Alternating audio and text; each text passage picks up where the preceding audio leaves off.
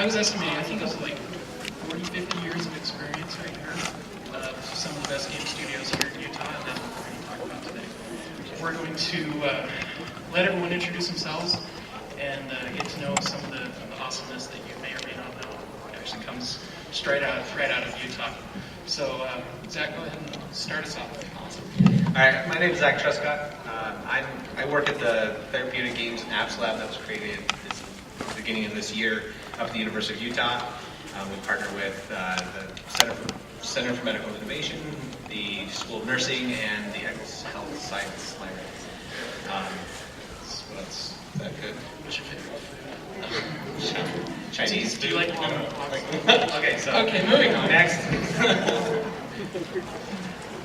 I'm Tony Evans. I just came to Utah several months ago. I'm the project director and lead designer at SmartBomb Interactive. Prior to coming to SmartBomb, I was at studios like BioWare, Obsidian Entertainment, Activision, Totally Games, and New World Computing. That's a lot of studios, but spread out over 16 years, it's not that much.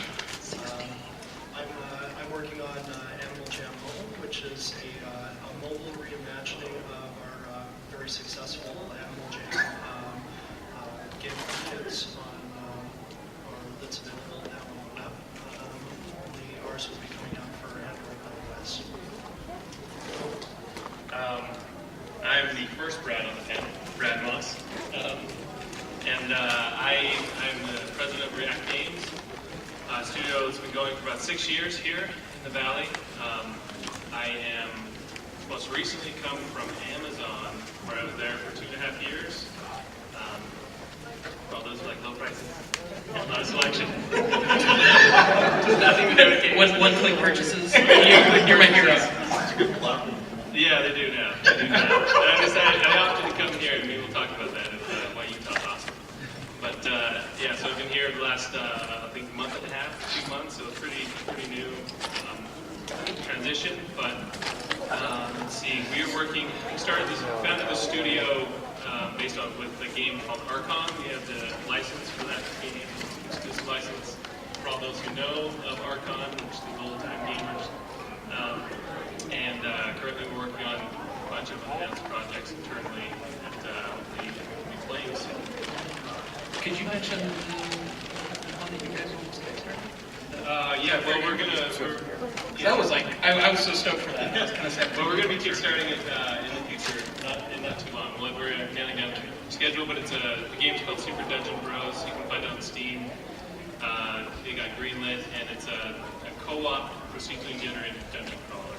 And the goal is to make the best co-op procedurally generated dungeon crawler you've ever played. So hopefully we come close to that mark. And I'm the second Brad on the panel, and I'm the better Brad. I might be able to say that. I've worked with Brad before. I'm the art director at a company called ExactFact. We've created from a few people that left EA Salt Lake. Previously, I worked at Sensory Sweep Studios, Disney Interactive, the following division, and a company called Juxta Labs. And so right now, our games focus on trivia, and we make things for iOS, Android, and Amazon. So if you have art questions later, I'm not the person to talk to.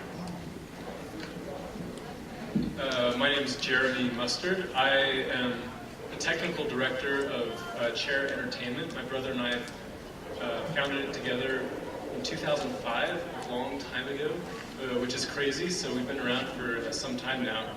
I've been in games for, ever since 2001 is when I first started really doing it. But honestly, ever since I was a kid is when I first started teaching myself how to program BASIC.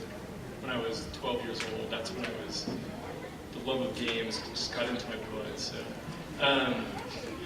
let's see, Chair Entertainment, if you aren't familiar with us, we're currently probably most famous for a game called Infinity Blade. We just put out the latest update for it this morning, and it's been quite fun. It's been played by, we're approaching 60 million players around the world, which is pretty fantastic. Probably my favorite game that we've ever made is a game called Shadow Complex for the Xbox 360. That's one of my favorites, and I love that game. Hopefully someday we'll be the next. Currently, we're enjoying the Infinity Blade success. Anyhow, I'm happy to be here. I am Chris Diller. I am a current designer at Eat Sleep Play. It's company's gone under many names, but it's the same company who did Twisted Metal, Jet Moto, Warhawk, Downhill Domination. Currently, a couple of years ago, we moved over to mobile, and we did Running with Friends, and we're continuing on with mobile development at this point. I guess my background is I'm kind of the noob of this group. I got into games I'd say about 3 years ago, 4 years ago. I did a indie game called Eerie. It's a survival horror game for my master's thesis at the U. And then I moved on and got picked up by Eat Sleep Play, and been doing mobile development with them currently. Before that, I guess I was a cool kid working at a grocery store, IT, and all that other fun stuff. Thanks, Chris. So, a couple of these guys mentioned some. Oh, one more? Can I go? No. Okay, go ahead. Sorry. I'm Troy Levitt, and first I want to say that I'm disappointed in Brad Moss because he's not wearing a black T-shirt. What was the thing? And it's a requirement. Why can't he wear this? I work for the Walt Disney Company. I've been working in games for 20 years now. Last game that I worked on is the Avengers playset for Disney Infinity, which comes out in about 20 days. Everybody's going to go buy a copy, right? Everybody owns the first Disney Infinity? No? Go buy it. That's it. Anyway, so I've worked in Utah for 20 years and worked kind of with most of these guys or guys that they've worked with at past studios. Like I think Brad number 2 worked on Cars 2 in the QA department here at Disney, which I was game director for that a few years back. So it's been really fun working with Disney. And we're just down the street. We're about 250 people strong and hiring right now. So awesome. You guys got skills. Anyone else want to introduce themselves? Okay. So one of the things that I found really interesting, we did a panel similar to this last year, and it helped us recognize that this, hold on. That is every studio that's been in Utah for at least 20 years. And you can see some of in a way it's almost a mess, but most of the dark orange are current studios that are now active in the valley, and then you can see where they were derived from. There's a lot of mergers, a lot of split ups, a lot of just amazing history actually and pedigree that's stayed within Utah. And so what I really wanted to do is pick your guys' brains on why Utah. And anyone can kind of chime in on this. If you don't, I'm going to call on you. But like, California has the majority, don't they, of game development, and there's all these other great pockets on the East Coast and Seattle. So why Utah? Especially, who said 20 years? 20? Why Utah? Anyone want to answer that? I'll jump in. I think a big part of why Utah is because there's a lot of talent here locally, both from Evans and Sutherland. The University of Utah has a great computer programming. In fact, Ed Catmull is out of the University of Utah. He was one of the founders of Pixar. So there's a strong graphics programming. And then BYU has fantastic art and animation. So I think that there's just a really great talent pool in the Salt Lake City, Utah area that we've been able to pull from. And I think that's kind of how it got started. Really back on that sheet, the Sculptured Software was one of the first studios that I remember that was a big studio that kind of been expanded out to full of other things. And that one down there is Sapphire, which also was splintered out to all sorts of other groups too. So there's just kind of both a history of gaming in Utah and also lots of great talent in Utah. So I'd say that's probably why we're here now. Someone else needs to chime in. So of the group here, I'm the relative newcomer to Utah. I've only been in this state for 7 months. And most of my career has been in California. And the reason I decided to move to Utah was that I found this place offered a lot more work-life balance. It's more family-friendly compared to most of the places I've seen and worked at in California. Cost of living is reasonable. You can actually buy a house here. And I've actually been very impressed with people I've seen coming out of the university here. They have a very comprehensive game design program that from what I've seen, does a good job of simulating what it's like to actually work in a studio. Graduates of that program tend to have like a leg up when they go into the studio. Don't tend to have to go through the QA mill or the associate producer track in order to get their foot in the door of the game industry. Cool. Thank you. Let's chime in on that. Sorry. I'm just kidding.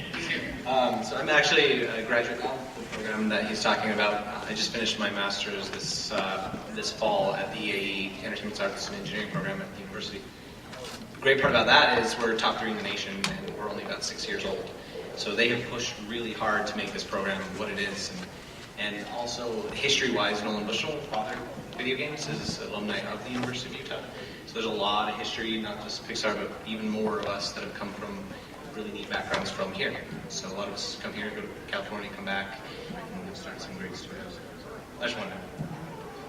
I'll actually add on to that. So I was the first graduate out of the undergrad EAE program and the first grad out of the master's EAE program.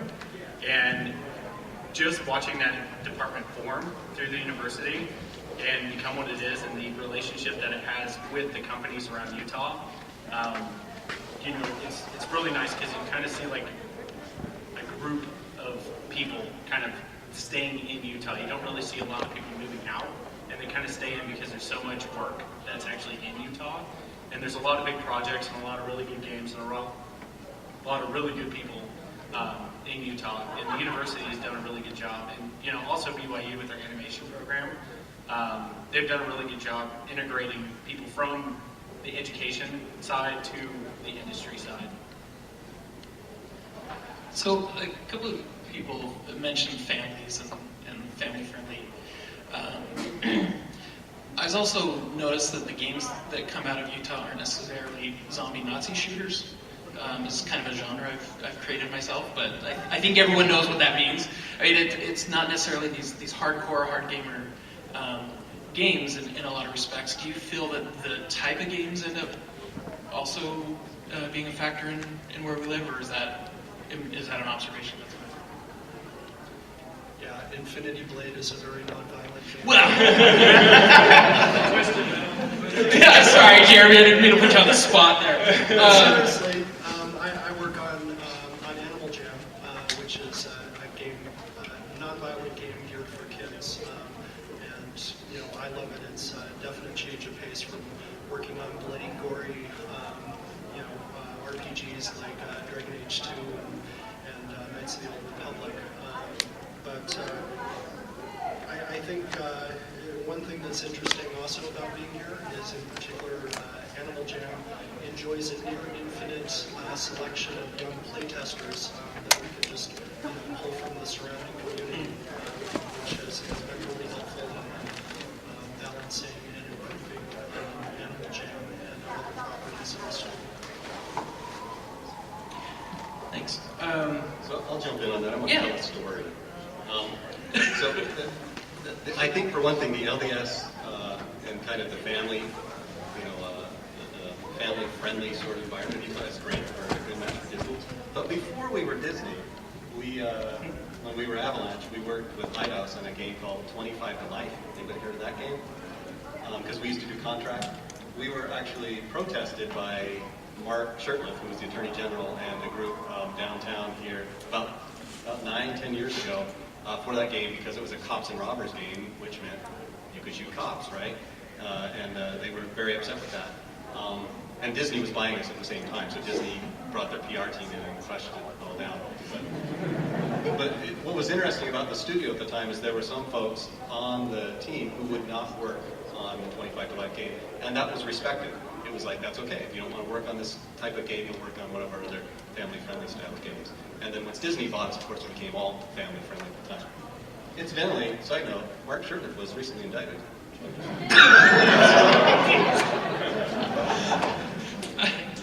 I think part of it too. I don't have a response to this. Yeah. Well, I think part of it too, like, I mean, sure Utah's a very family-friendly place, and that could certainly play into it. But I think also just as the game industry matures, I mean, if you think about it, the game industry, I mean, it's what?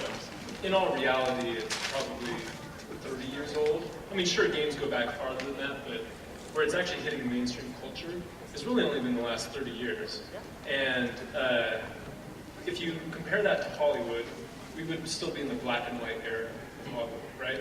And as we mature and we're getting into the color stage of video games, I think that there's a lot more room for expression and a lot more room for a wide variety of games.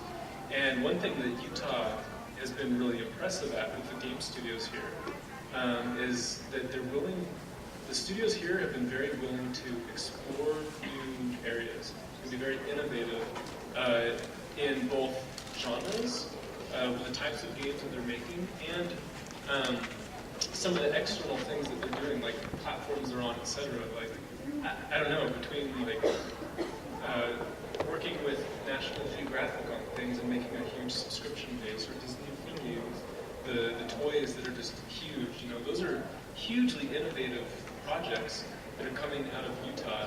Infinity Blade, you know, one of the first big graphical games on mobile devices, proving that mobile devices are a powerful platform.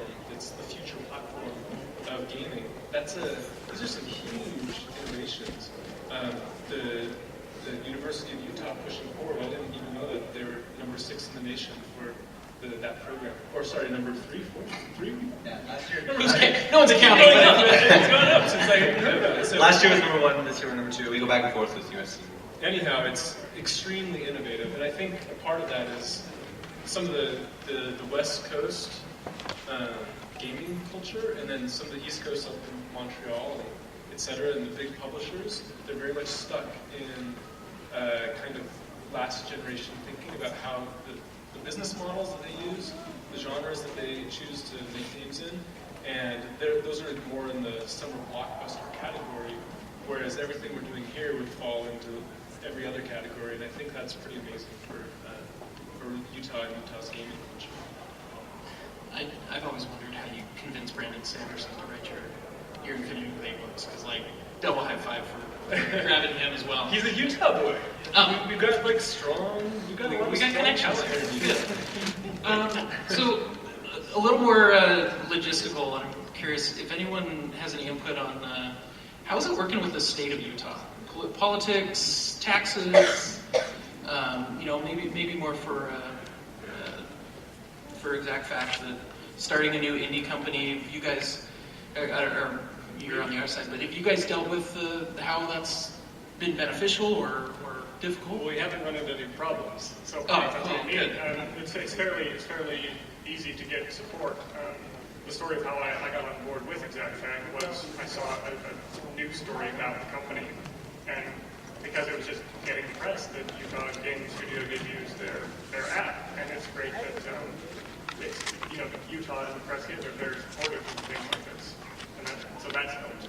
Things that have the more technical, tax-specific answer, but. Anyone else know? Jeremy? Do you Well, know of any? yeah, Utah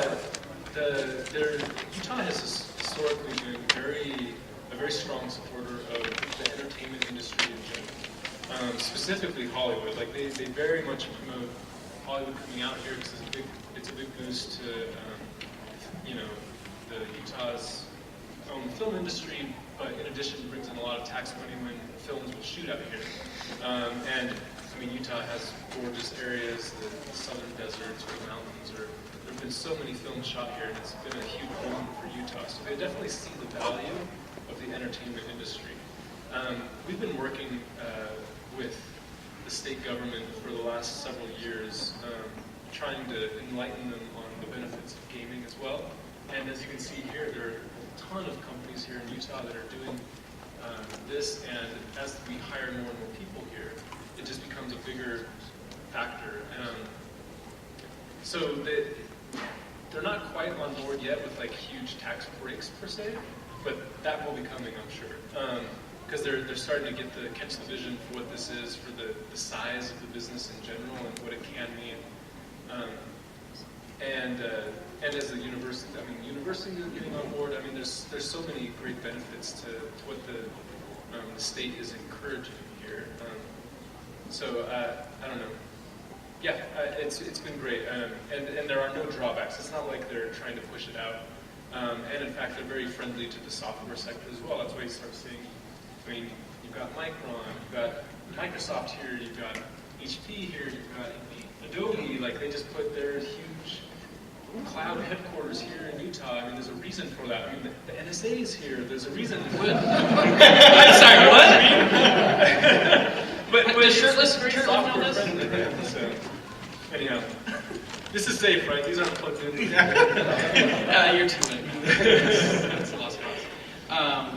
I'll touch on that from the university side. So at the Therapeutics Games and Apps Lab that we created, all I can say is from our perspective is they're hungry. Utah's very hungry to get people in here to make games and apps. And from what we do up there is we make games for health. So we've made games to help the synaptic reflexes between your left and right hemispheres quicker. And right now, the game that we created is hopefully being bought by the NHL and maybe the Major League Baseball League or whatever.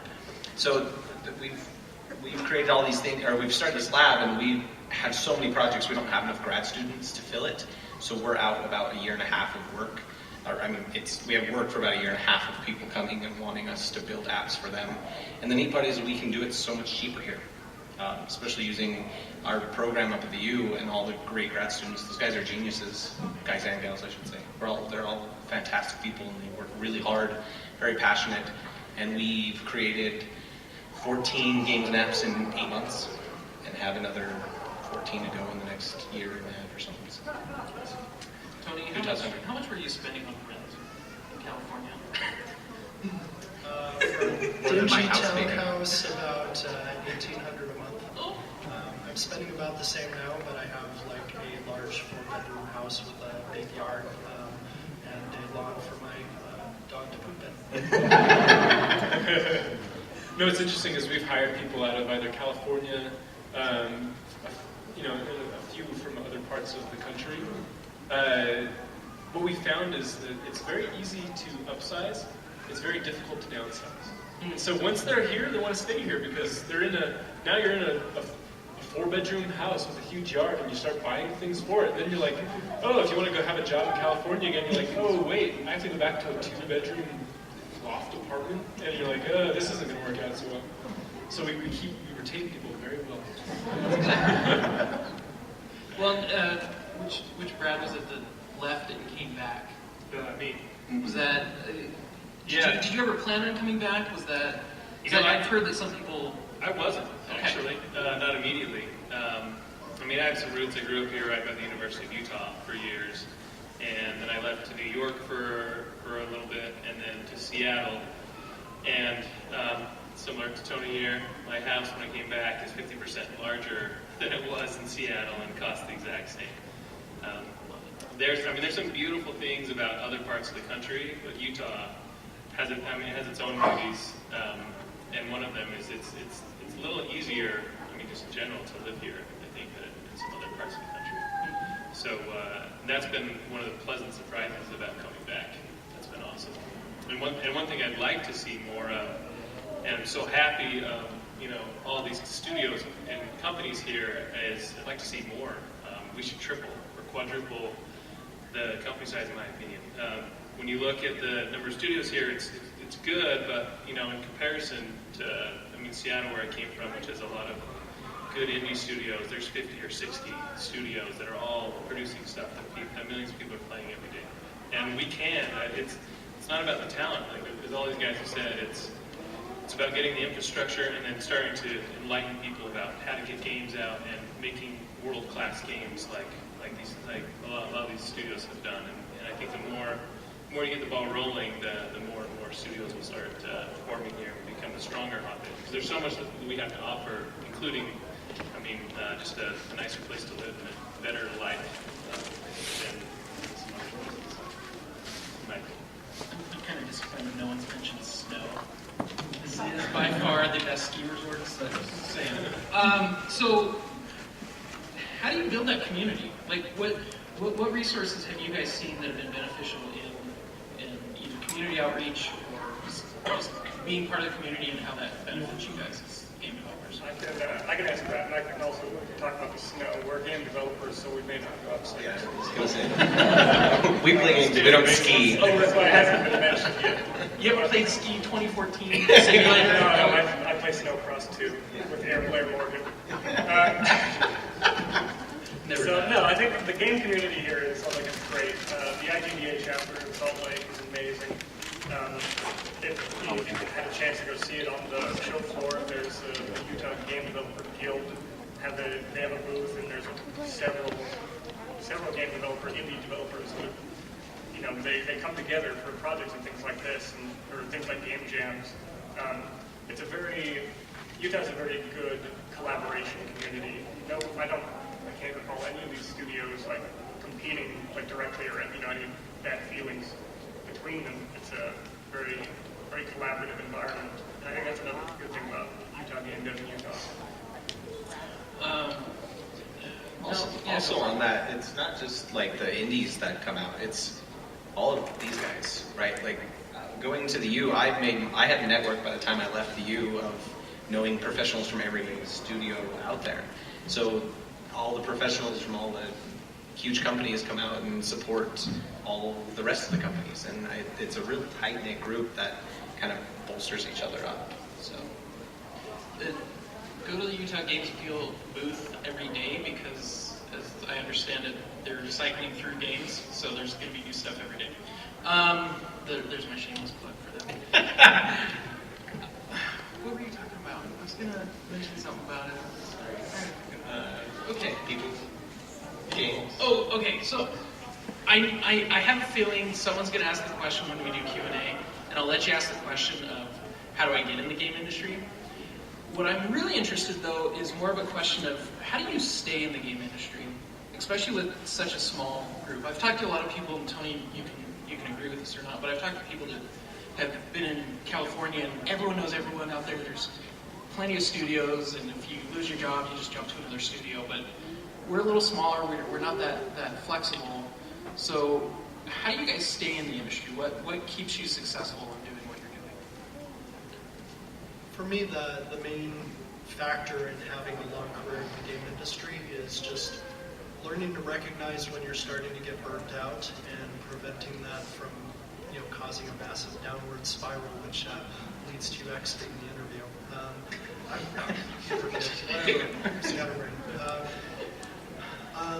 I've been in the industry 16 years, and I've probably been through about 3 consecutive burnouts, and at least 2 of those I considered, Oscar and relief. But I got through those. And what you see with a lot of new entrants into game development is they're so passionate, they're so driven, and it doesn't, they work themselves to the bone, and then the experience that they get out of their first couple of years doesn't match with their expectations, and they take it really personally.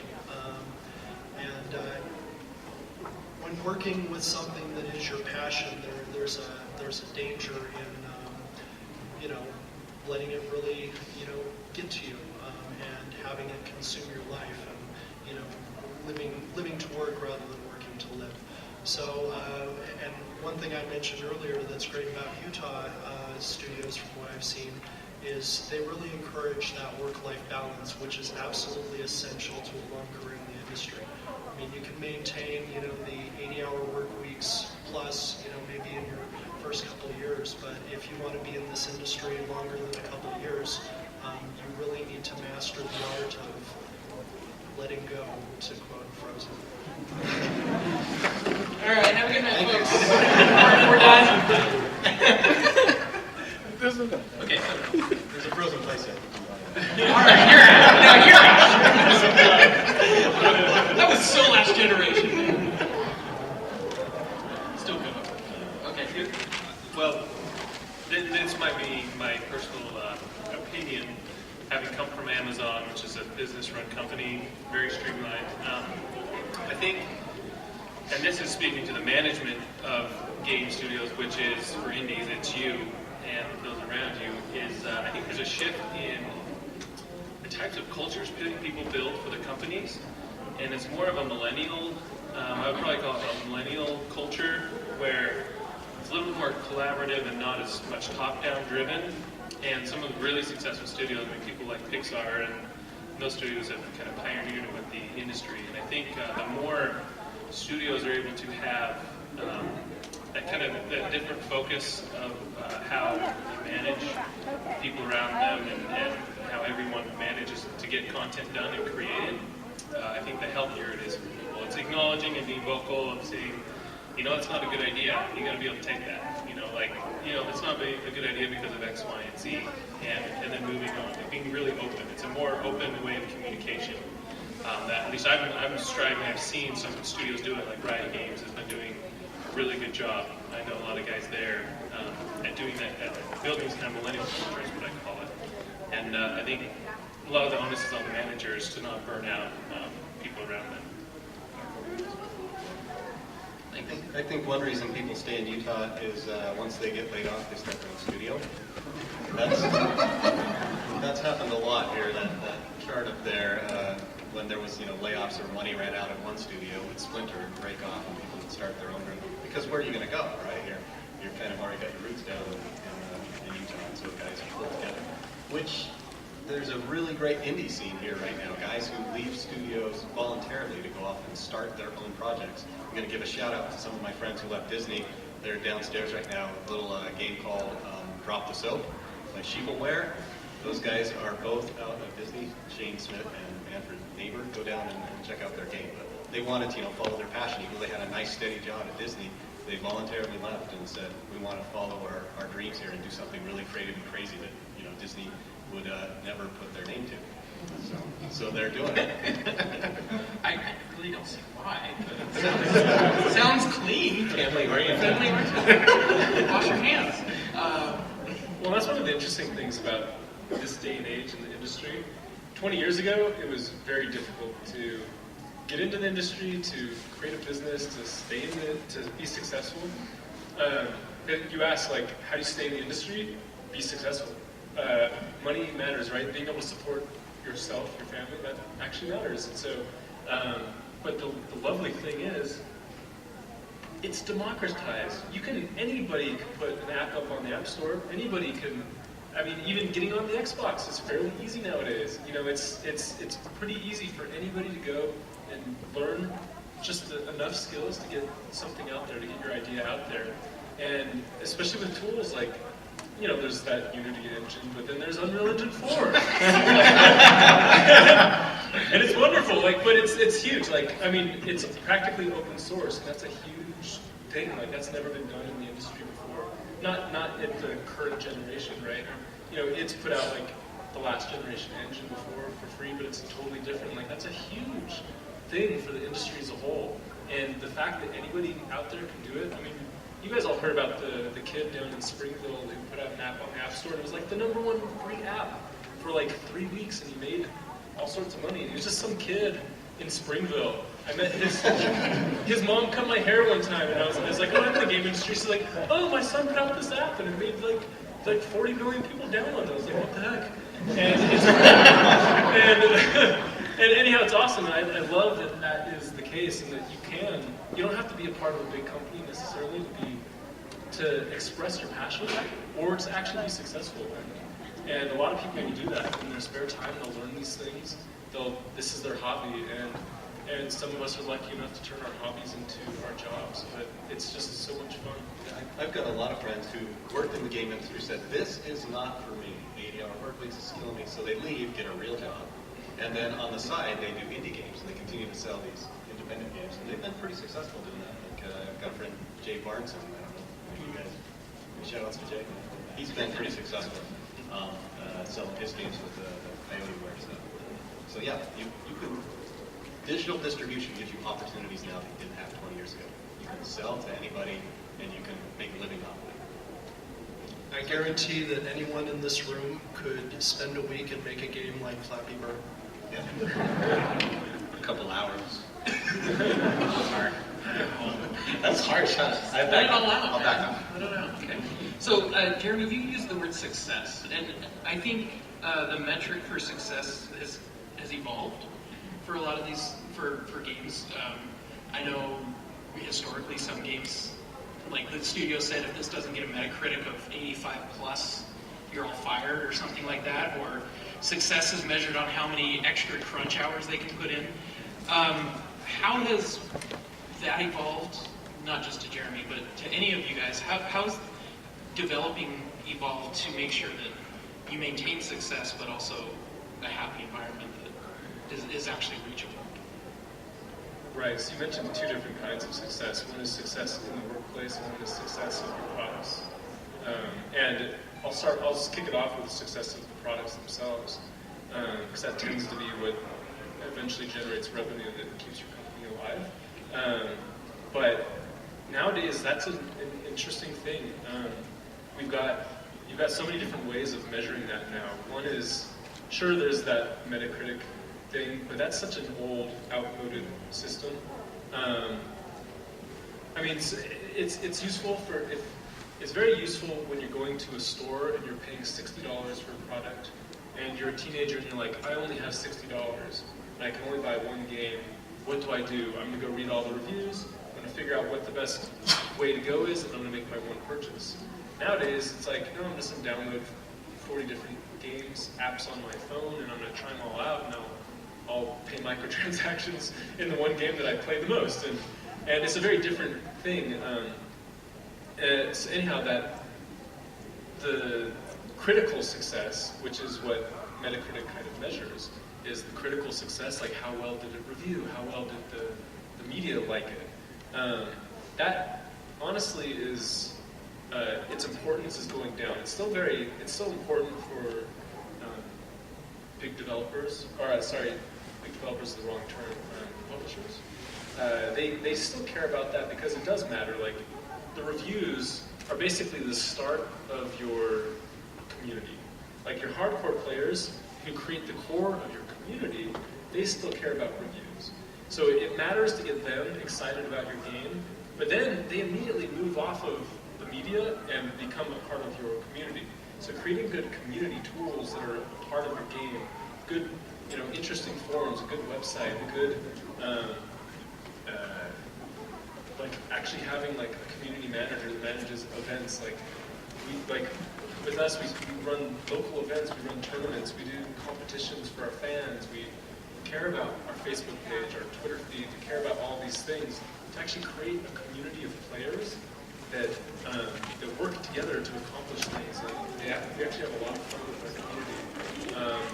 Even in Infinity Blade, we added a whole feature called Clash Bombs, where they can all get together and play these events in-game together.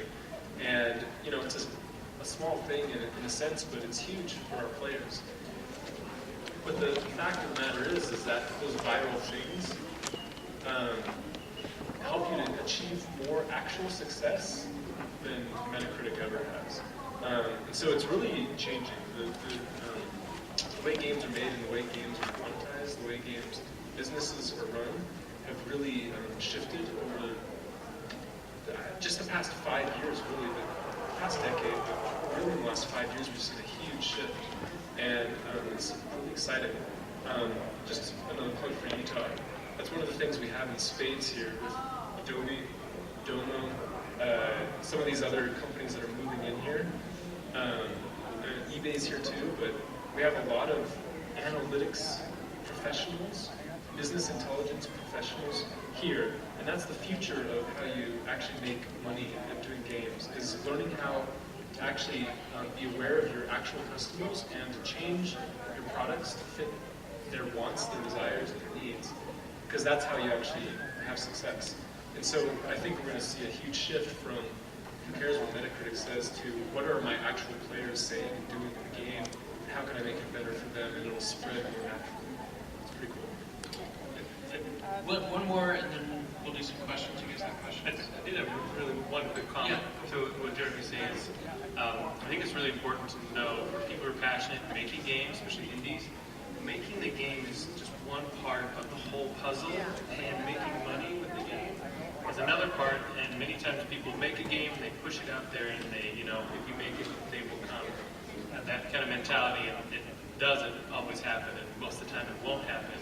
I think a smart approach is exactly what Jeremy's been talking about, what you can do these days is you start cultivating a community around the game that you're building and get people excited, and then you can keep making more games, or you make that one game and keep iterating on it over and over and over and over again, and making it better and better and better instead of keeping and making additional ones. So, just wonderful. Thank you. Anyone have any questions? As far as the programming aspect of game development, I heard the AE program at the university a couple times. It just seems like more of a rounded degree in the game program. Would you prefer to see that or more computer science focused on programming? I can answer that very well. So, when I was looking for a job for the last 3 years in the game industry, you get a lot of different answers. And the degree I got was one of those well-rounded ones. And what they tell you, especially in a college atmosphere, is that's what college really wants to give you is a well-rounded education, which is a load of crap. Just put it that way. If you're passionate about something, if you want to do programming, do programming. If you want to do art, do art. What I've noticed a lot, especially when I go to interview, is that a lot of companies are not looking for a well-rounded individual. They're always looking for something specific, but it's also a bonus if you're well-rounded. So when you go to actually apply for a programming job and you say, well, I kind of do programming, but I also do art and I also do audio and stuff like that, most of the time they're looking for a programmer. They're not looking for somebody who can kind of program. And coming from the university, it's very good, and you do get a very well-rounded education, and it helps a lot. And that's kind of how I landed my job, because we're very small. There's only 22 of us in our company. And so before I actually worked in IT, and I did a lot of really random job server work. I learned to code there, and I learned a lot of stuff like that. But I also, on the side, for a hobby, I did Maya, ZBrush. I did a lot of Photoshop painting and stuff like that. But where my core love was for game design and level design. And so what I did is, that was a lot of it was all self-taught. But on the flip side is a lot of companies are looking for that college degree. So really, it's find your passion and go with that. The EAE program, though, is really good for finding what you love to do. And while it is a well-rounded degree program, what it helped me do anyways is find exactly what I wanted to do and to go explore that on my own. Because, college education will only take you so far, and it doesn't matter how much you want. You can have, it's funny, you look at the D student and the A student, and they both end up with the same degree, but it's normally the A student who gets hired because he put more time and effort into learning something and pushing himself to actually get there. And that's kind of what I would say. I actually spoke with Nolan Bushnell, and he graduated bottom of his class from the University of Utah. So I don't know what that means, but I just thought that was kind of interesting. But thanks, Chris. Well, okay, so adding to that question, for those that have been to school specific to game-related degrees, or closely related, how much of the time in classes meant something versus the time spent out of classes? Like, the extracurricular little side projects you're working on matter in terms of getting you to where you were today? Is that a complicated question? I can tell you what we hired. Hey, tell us what you hire. So, just to be honest, I never graduated. But I also helped found a game company while I was in school. When we are hiring people, we look for, it's really interesting because we're really trying to find talent. And someone who also fits in well with the rest of the team, but when you're looking for talent, when we're looking for artists, for level designers, for animators, for musicians, it's much easier because they have something called a portfolio. And you can look through their portfolio and see their actual work. You're like, oh, this person did these things and they're really good at what they do, and we need someone like that so we can hire them. It helps if they have game experience too, and actually working on teams and doing all that stuff too. But sometimes if they're super talented, we'll just hire them. Like, I don't care what you do, if you're so talented, we're gonna hire you. So that's most of the people we hired, they did most of the stuff that was impressive in their portfolio was not because of their jobs, it was because of the stuff they did on the side. For programmers, it's a little bit more tricky because it's really hard to show a portfolio. I mean, if you have past projects you've worked on, you can be like, oh yeah, I did the system that's behind this thing that's going on here, and you can't really look at their code and be like, oh yeah, cool, that's really good code. It's more difficult that way. But what we love, so yeah, we go through all sorts of different things, try to interview them more deeply, and try to figure out if they're actually talented or not. But what really, really helps is if you have something to show. So while you're in college, the degree does matter a lot, especially if you're just jumping in from college into a career, unless you are forming a company yourself or something. You have to show something. But I would highly suggest that while you're doing that, and yes, definitely specialize, especially in programming, specialize. Do something, become a physics expert, or become like a rendering expert, or become like a AI, like dive deep into something. And then make an app and put it on the App Store. We always love it when we see people that are like, oh yeah, here's my resume, and oh yeah, go download this game, and this game, and this game. I made them by myself, or with 3 other friends, or whatever. And they can say like what they've done in it. If you're not a creative game designer, go copy like 3's. 2048 did, and they're quite successful. And that's enough to say like, I made this entire thing by myself, even though it's just a copy of another game. I did it, and I didn't copy their code. I made all the code myself. I did it, and I put it up on the App Store. So I went through the whole process. Because that matters. Like being able to go from the design phase to the implementation, see it through, and actually go through all the bug. Like it takes forever to actually debug something, to go from a prototype to like, hey, this is something I can ship, and actually put it up on a store. Like that's a lot of effort, and that goes a long way towards proving like, hey, you shipped something that's huge, and that counts for something. I was just going to tag the EAE program. The best thing about that program, though, is that when you graduate, you actually have a product that you've made, and it's a really bizarre way to go through your first game dev. If it's your first development process, it's really odd because there's no boss, there's no CEO or anybody breathing down your neck. It's really creative and it's really free, and that's the ingenuity that comes from that program. Just from the 2 years that I've gone back after I graduated and looked at the program, and the content that they're pushing through now just blows my crappy little game away that I came out of.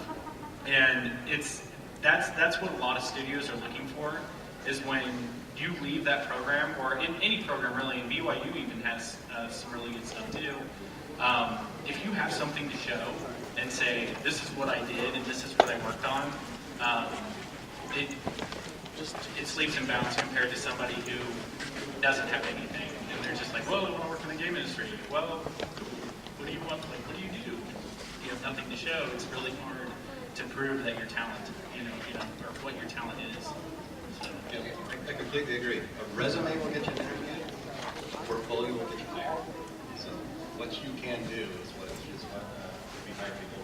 We have a story at Disney. We just hired 5 guys into the Toy Box community team who all they did was play our Toy Box game on Disney Infinity, uploaded their Toy Boxes to the internet, to the community. They were so good and so well liked that we contacted them and offered them all jobs because they were just really good at making these Toy Box levels. And so what you do is more important than what's on your curriculum vitae, your paper, right? That'll get you an interview. What you can do is what you expect. Okay, I see a really aggressive hand over here. 1 question, maybe 2 answers if I get your quick. Real quick question. My name is Ken.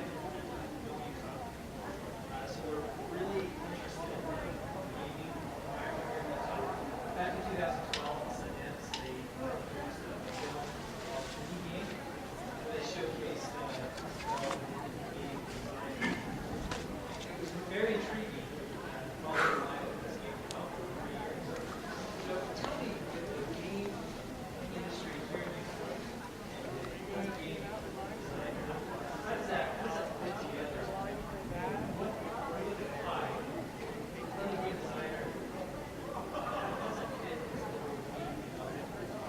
So I'm going to rearrange this question so that everyone can answer and you get one word.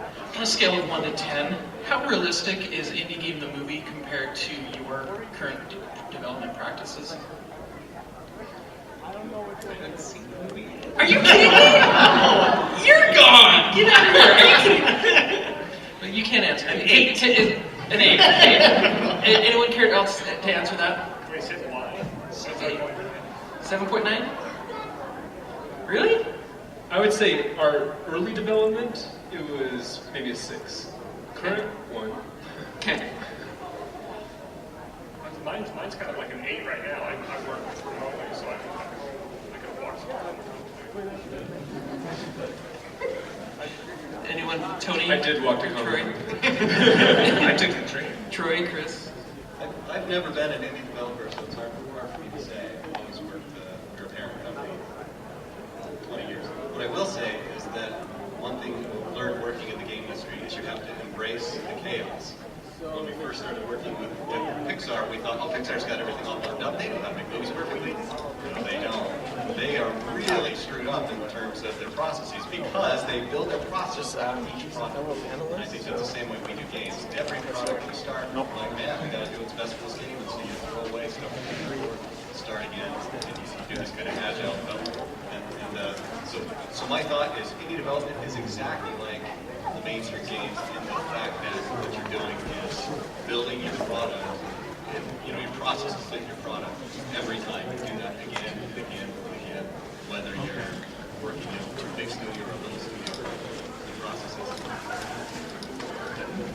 I think it can be, just like Ronnie, but with some foresight and discussion with some industry veterans, you can definitely take a different route.